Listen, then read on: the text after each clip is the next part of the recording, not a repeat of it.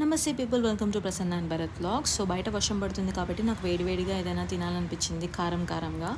So కాకరకాయ కారం and దొండకాయ కారం చేద్దామనేసి ప్రిపేర్ చేస్తున్నాను అనమాట. సో అందుకు ఎండుమిర్చి, పల్లీలు, కొంచెం టేస్ట్ కోసం జీడిపప్పు, మినపప్పు, శనగపప్పు, జీలకర్ర అండ్ వెల్లిపాయలు కొంచెం లైట్గా ఫ్రై చేసుకోండి. అండ్ మీరు గ్రైండ్ చేసేటప్పుడు ఉప్పు అండ్ పసుపు వేసుకోండి లైట్గా, మీకు టేస్ట్కి తగినట్టు. ఫస్ట్లీ కాకరకాయలను అయితే కట్ చేసుకొని ఉప్పు, పసుపు, కారం వేసుకొని పట్టించి నెక్స్ట్ ఫ్రై చేసుకోవాలి. అప్పుడు కొంచెం చేదు తగలకుండా ఉంటుంది. సేమ్ అదే టైప్లో దొండకాయలు కూడా ఫ్రై చేసుకోవాలి.